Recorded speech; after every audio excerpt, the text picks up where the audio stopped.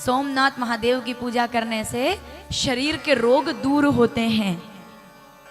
शरीर के रोग दूर होते हैं सोमनाथ की पूजा करने से। मतलब 1 करोड़ या तो पार्थिव शिवलिंग बना लो, बना सकते हैं।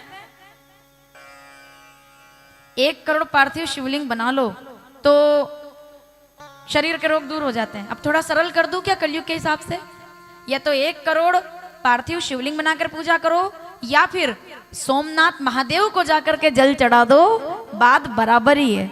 चंद्रमा ने 1 करोड़ रोज, क्या बोल रही हूं मैं, रोज प्रतिदिन 1 करोड़ शिवलिंग बना करके पूजा की, तब भोलेनाथ प्रसन्न हुए।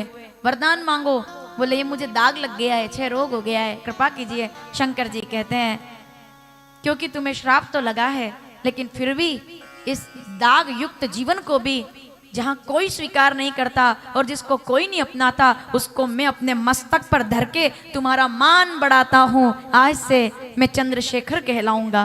क्या बात है। और सोमनाथ में बाबा विराजमान हो गए। इसके लिए सबसे प्रथम ज्योतिर्लिंग हमारा सौराष्ट्र है सोमनाथ शैले मल्लिकार्जुनम। एक इच्छा है मेरी, ईश्वर अगर चाहे तो पूरी हो जाए। संस्था के लोग भी ध्यान देंगे और आप लोग भी ध्यान देंगे, बड़ा जरूरी है ध्यान देना।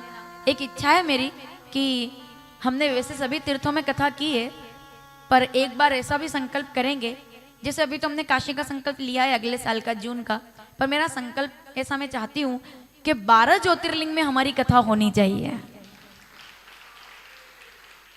ऐसे ताली बजाओगे तो नहीं होने वाला, थोड़ा जोरदार बजाओ भाई। सौराष्ट्र सोमनाथ जाएंगे, श्री शैले मल्लिकार्जुनम।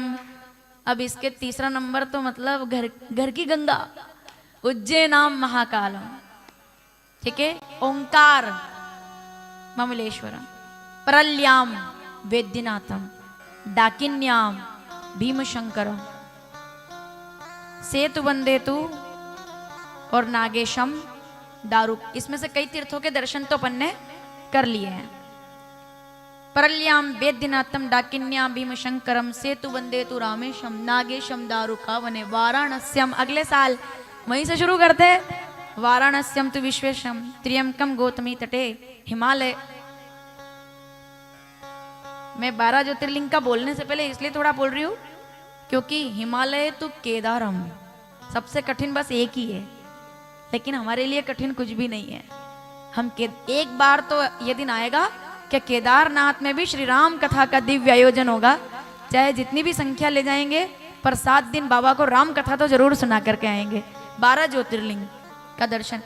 तो सोमनाथ जो सबसे पहले प्रकट हुए, वो शंकर भगवान ने चंद्रमा को अपने मस्तक पर रखा। मेरी बात आपको समझ में आई कि नहीं? मतलब चंद्रमा को दाग लग गया था। वैसे तो किसी को दाग अच्छा नहीं लगता, लेकिन शंकर जी ने दाग वाले द्वितीया के चंद्रमा को भी अपने मस्तक पर रख लिया। यानी कि जिसका कोई नहीं होता उसके महादेव होते हैं। हर हर। ये पहला कारण था। और दूसरा कारण ये है कि क्योंकि जब भगवान ने विषपान किया तो चंद्रमा ने अपना समर्पण करते हुए अपनी शीतलता शंकर जी को प्रदान की। इसीलिए भी बाबा भोलेनाथ को सोमनाथ कहा जाता है। ऐसे शंकर भगवान विराजमान है। जटा मुकुट सुर सरित सिर, बालकांड 106 दोहा। जटा मुकुट सुर सरित सिर, लोचल नलिन विशाल, नीलकंठ लावण्य निधि, सोह बाल विदुभाल। चंद्रशेखर भगवान विराजमान है। और तभी पार्वती जी आई। बाबा क्या कहते हैं? पार्वती आइए कैलाश पर चलें। बोलिए कैलाशपति भगवान की। जो मैंने अभी 1 मिनट पहले बोला है ना, अभी जो मैंने बोला है 1 मिनट पहले, वो भी एक दिन जरूर होगा। चलो कैलाश पर चलें, वो भी होगा। हम पहले बताएंगे आपको कि पासपोर्ट तैयार करा लो और चलो कैलाश पर चलें, क्योंकि कैलाश मान सरोवर भी चलना है अपने लोगों को। उसके लिए समय दिया जाएगा आपको। थोड़ी यात्रा रहती है, वहाँ आवश्यकता होती है पासपोर्ट की भी, थोड़े धन की भी आवश्यकता ज़्यादा लगती है, लेकिन इतनी कोई बड़ी बात नहीं है।